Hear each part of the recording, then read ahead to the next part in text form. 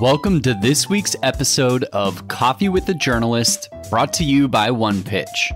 Are you looking for an easier way to pitch the right journalists? Head to our website at onepitch.co to start your free 14-day trial.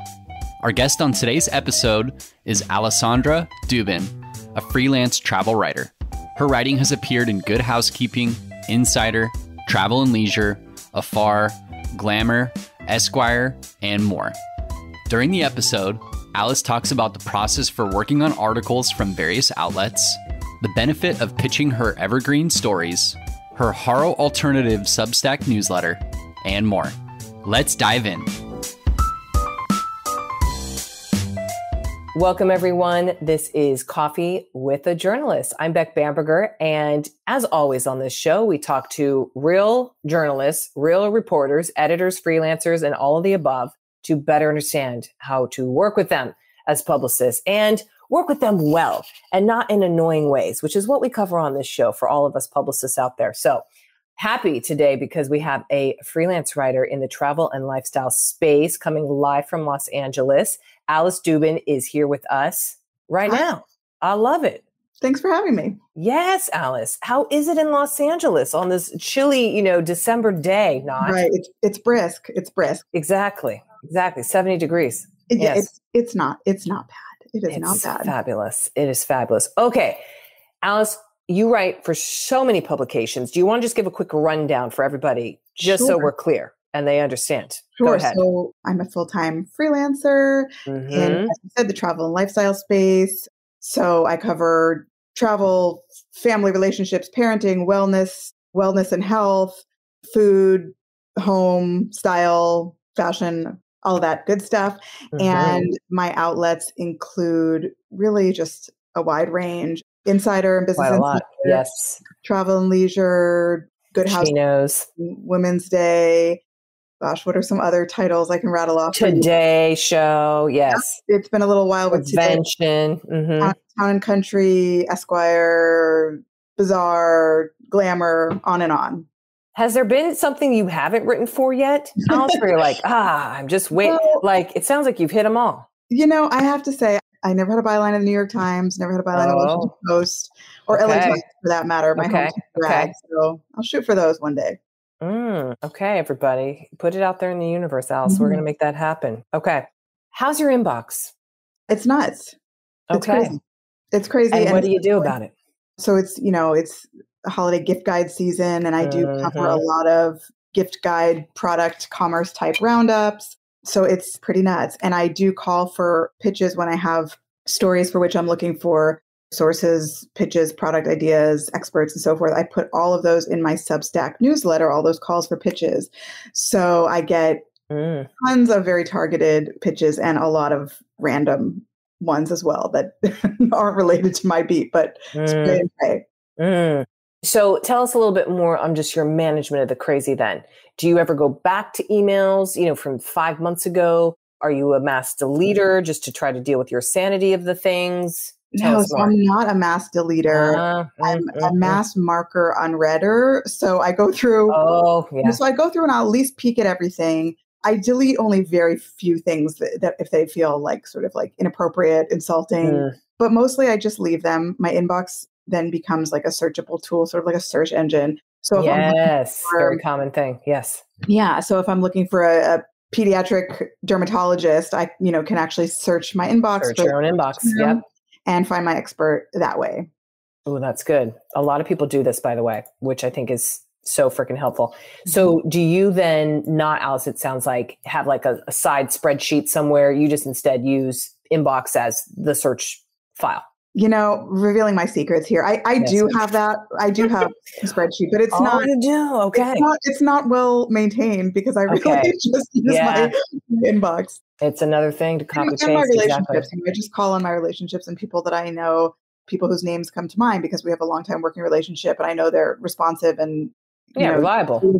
Those are the names that come to mind when I'm looking for things. Can you demystify a little bit for us, Alice, how the freelancing world works? And I ask that because we've had a handful of freelancers on here recently, and I'm unsure that all publicists get that, hey, as freelancers, you got to pitch the stories you want to do in some cases. It's just not, oh, pitch me an idea and I write it up the next day. Nor is that how it works for reporters. They usually have to talk to their editors and so forth. But how does your process work when you get a pitch from a publicist? Yeah, so I will say I do pitch stories, but it's somewhat more rare that I pitch original stories. And I actually have to discipline myself to do more of that. It's on my goals list for next year is to remember to, and follow through and keep pitching. If I have a story from real life or from my travels that I know is a good idea, just keep at it and follow through, because it's very easy for me to not just pitch my original ideas and just work off of assignments that I get to my inbox. I see. Fine. And I do get those monthly, and those are my bread and butter, but they're often driven by things like SEO versus original ideas that speak to me. Oh, okay. So then are you ever having success with just pitches from a publicist that comes in just randomly and you're like, oh, let me just pitch that originally? Or is it more so you're trying to fit in from a pitch how that's already working in an assignment you have? It's the second. Yes. I'd say it's pretty seldom that, somebody would pitch a story based on an angle of a brand founder or something like that. And I would say, wow, that founder story is a really great idea as pitched. I'm going to, it could happen, but yeah, it rarely does. Okay. This is so helpful to know, I think, because now people, I hope, in listening to this go like, oh, wow, you're already writing things that you have assigned to you. You need to produce it. You're not like, well, you know what? I'm going to pitch this today. No, that's what's happening. Right. Sometimes it does. And everybody's different. Sometimes. Yeah. Sure. But for me, my process is more driven by assignments. And again, those assignments are often driven by things like SEO. We're trying to meet people where they are. This is what they're searching this time of year. And this is what we're going to give them this time of year. Good to know. Ooh, we have a listener question, Alice, that comes from Viviana Wywall from Eventbrite. And Viviana has asked, what's the best pitch you've seen recently and what about it captured your attention? Okay, so I searched my inbox in preparation for our talk today. And I found a few subject lines that I thought were sort of relevant to the discussion. And it's not that any of these subject lines individually is an absolute winner every time. It's just more sort of thematically why they work. Okay. And one of those, I guess, angles for a subject line is when you're pitching products, which again, I do write a lot of, commerce-driven stories, product roundup, gift guides, so forth. A lot of times people are pitching things that are just in such crowded categories. It's like, I don't know, a lip gloss, a piece of carry-on luggage. Oh God, yeah. Something that there's just water bottle. A water bottle. There's really not, it's really hard to differentiate in those categories. So I find that what works and what cuts through the clutter is if you can kind of position the product as a dupe. That is something that really sells a reader in a headline. So here are some examples. Yeah. What do you mean? Tell us. The ultimate dupe travel destination to visit this season. So for an example of that might be like the dupe might be, if you really want to visit the snowy Alps and have that sort of like European dreamy Christmas markets, whatever, here's the equivalent in the US for which you don't need a passport and it's cheaper and blah, blah, blah. Get these high top sneaker dupes at, this mass market retailer. Okay. Dupes are in. Yep, dupes are in. These skincare tool tubes that you need this summer are all under $15. So I think that basically readers love the like sort of insider advantage of a headline that promises to help kind of get this coveted the thing that they want, at a cheaper price or a more accessible way. Positioning as a dupe is kind of like a little bit of an insider angle. And then, of course, editors love the engagement and the clicks and the revenue that reader enthusiasm. Of course. Okay. So dupes are in. What else? So another subject line that I'll say, the style that kind of grabs me is one that has some actionable thing in it. It makes me pause and say, okay, this email is asking something of me. For instance, mailer opt-in, here's this thing that you might be interested in. Mailer opt-in? What is that? What? So a mail, tell us. That's another sort of little. See, I need to know this. Is please don't send any product samples without opt-in. Oh, I see. So this person is telling you, hey, I have something for you, but I need you to tell me it's okay to send it. Exactly. Like here's a review sample for you, a press sample, but like, please don't send it. If it's not at all on my beat or something I would never cover, it's just a waste of the marketing spend. Exactly. But it's also like, I'll never generate coverage from it. And then it just annoys me when it's sitting in my living room and I'm trying to figure out how to dispose of it. Okay. So you liked how that person was like, oh, just checking that it's okay. So it's sort of, and it's a clear sort of directive. Like you can, in this email, you can do this thing, and that might be useful to you. Or another example of that might be, I found one that's LA event invite, and it's the following, this brand's holiday soiree at Paramount Picture Studio. So basically these examples, first of all, they're very literal. They have information. Yes. They're direct. No fluff. They're direct. Yep. And then they also indicate, clearly spell out an action that's requested on my part, opt in, RSVP, come to this event, whatever. So it's a little nudge that tells me, open this, take a look at it, because there's something in here that you might want to do. Good insights there, Alice. Thank you for sharing that. And thanks, Viviana, for the question. Today's interview will continue after this brief message brought to you by OnePitch. Are you curious to learn about the unique ways OnePitch helps brands engage with the right journalists? Head to onepitch.co and create your own custom media list in 5 minutes or less. Now back to today's episode. Okay. Are there ever exclusives or embargoes that you want to get, Alice? Or are you like, no, that just really doesn't pertain? I would just say it's rare, but I would just say if you're going to have success with an embargo or, certainly an exclusive, just like make it a good one. I really don't like the kind of inbox clogging bait and switch subject line that's like, we're offering you this exclusive. And then it's like, one, not at all related to my beat, or two, just really not a thing that anybody would jump through hoops to make this exclusive. Or three, not exclusive if you've given it to other people. So I would say just be really mindful. Don't toss those words around. Mostly for my reader, I do a lot more sort of evergreen stuff than I do news-driven stuff. So it's not great for me. In some cases, it work, but just I would say use them sparingly and smartly. Yes. Okay. Good to demystify that. How can people build a relationship with you, Alice? Or frankly, do you even want to build a relationship with any publicist? 100% I do. Oh, okay. As I said, tell us more. It's just such a relationship-driven business, and there are a zillion publicists out there. There are a zillion writers out there, but it's the ones that I know I can depend on, that are responsive, that are smart, that follow through, that are giving me, connecting me with brands or experts that are really going to be useful to me and are worth knowing. That's what it's all about. And those are the ones that are top of mind. Those are the ones that I remember. So I absolutely want to build those relationships. And I also want to know that they're not transactional. So like, I love a quick little, holiday note, or a little, I saw on Instagram that your son is a championship soccer player or whatever. I just love like one-offs that suggest. Oh, so you do like the little like personal flair then, just like, so it's not like, here, cover this. I do. And I like that. I mean, I like them to be sincere, and you know the difference. Yep, you know. Take the fun. The way that people can build relationships with me is really, it starts through my Substack. So I launched my Substack originally, like I think many other writers who launched Substacks. It was as an alternative to Haro, really. Yes. Those types of platforms, which are so familiar and so filled with crap these days, and they're so anonymous. You never know what you're getting, if it's plagiarism. It's the wild west on that. Yeah, you don't know. So this was a way for me to call for pitches in a way that felt more sort of like one-on-one. As they're going to a more targeted list of publicists who signed up versus God knows what. And they're also, I'm receiving pitches from individuals rather than who knows what, like spam bot is behind those on Haro or whatever else.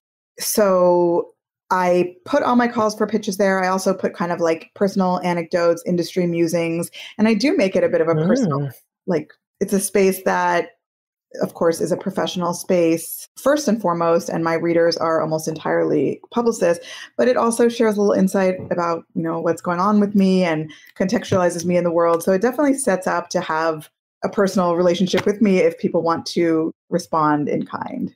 Okay. So personal flair and attention, Alice.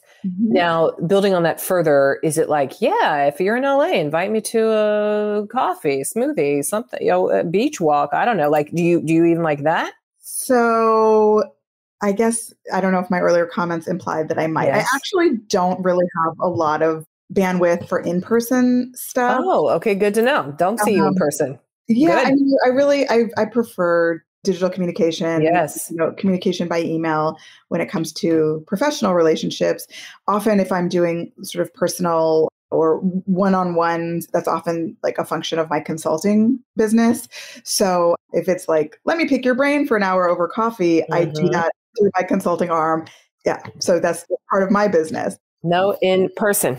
Good. Yeah, and I mean, of course, if it's an event, that's relevant. That's different, I think. If it's an event or a press trip or some opportunity for FaceTime other than just like, I want to pick your, someone telling me that they want to pick my brain. No, I hate that. What's in it for me? Because I do that. I charge for that usually. By the way, who is using that phrase anymore? It's so cringe. It is kind of a red flag. It's the equivalent of moist in a professional setting. It doesn't work. Right? It's like, you help me. I don't have any context, but just like, oh God, no. Right. I just had to put it out there, Alice. Not at this point as a sort of senior level person doing what I'm doing. When if I was junior and it was different and I was looking for friends in a new city or something, but just sort of at this point in my career and no, you don't need more friends. Busy personal life as a working mom, it doesn't really intrigue me to do that kind of thing.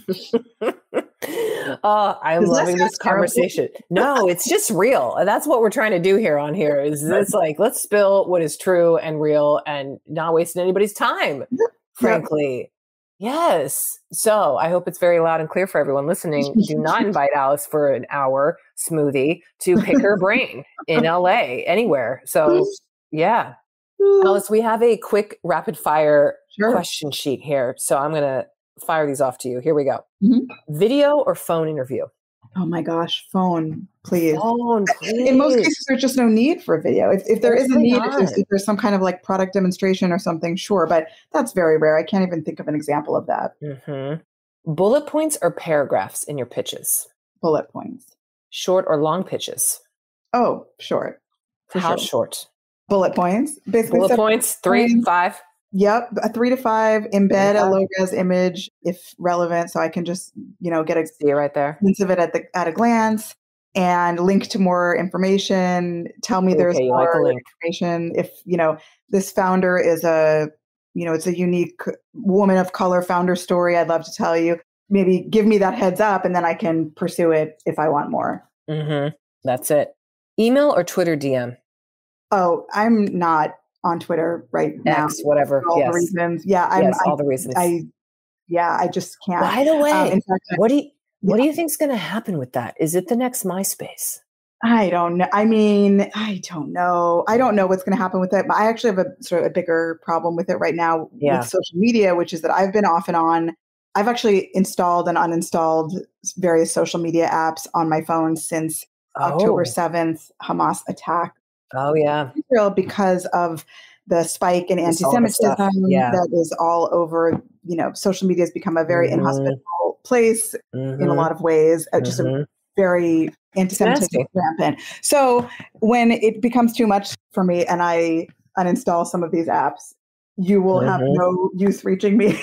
That's right. That way. So for sure, I always prefer email. For work communication. Good to know. One follow-up or multiple? I honestly think multiple is fine. Really? I think it's fine. Just space them out and don't be aggressive with language. Yeah. Yes. Direct or creative subject lines? You already hinted at this, but just to nail it. Yes, direct. And then press release or media kit? I'm going to say press release usually, but with a live link to photos. Ooh, okay. Live links. We like that. What time do you usually read pitches? Whenever. Literally. Whenever. All the time. I don't think there's like a right time of day or week. There's no magic bullet there. We're all working when we're working at various different times, different time zones, when we have insomnia and so forth. Yeah. So I'll read it when I read it, and I don't think there's any wrong time to send it. Perfect. Any sources you're particularly looking for right now? My deadlines are usually so swift moving that I don't think there'll be anything useful for your it's a vacuum by the time this comes out. Perfect. Well then, Alice, last words, last things that we could just highlight, promote, tout, shower you with praise on. You tell us. Well, again, I would just love to make another call out about my Substack newsletter. That's really the best way to develop a relationship with me, always to understand what I'm working on, because in almost all cases, I'll post my calls for pitches in the newsletter. It's the most kind of direct way to communicate with me. And it's free. It's totally free. It's free. It's like your own personal haro. It is. Yeah. And then I also have, you can upgrade to paid and get my extra industry insights and paywalled content. And also I do Zoom Ask Me Anything sessions. So you can get that additional goodies if you want it. But if you don't want it or need it, you'll always get my calls for pitches and PR job leads and so forth for free in my newsletter. There you go. What is it? AliceDubin.substack.com, I think. I should know that. Okay, let's double check it. But yes, we'll put it in the show notes too, by the way. Oh, perfect. Follow, get Alice's personal Substack so you can get all the pitch ideas and ask everybody. How wonderful. Wouldn't that be neat if every publicist, journalist did that? Wow. I mean, there's a lot of us doing it now. So there is a lot. I think though it's the most helpful when it's freelance because your reach is so broad, versus you're a reporter at Bloomberg just covering AI shenanigans, So anyway, Alice Dubin, thank you so much for joining us today. Freelancer of all the outlets in all the land, based in La La Land, LA it is. Do not invite her to a smoothie to pick her brain, everybody. Just send her an email. Yeah. That's it. Thank you, Alice. So fun having you. Appreciate you. Have a good one. Bye. Thanks for listening to this week's Coffee with the Journalist episode featuring Alesandra Dubin. For more exclusive insights about the journalists on this podcast, subscribe to our weekly podcast newsletter at onepitch.co/podcast. We'll see you next week with even more insights about the journalists you want to learn more about. Until then, start great stories.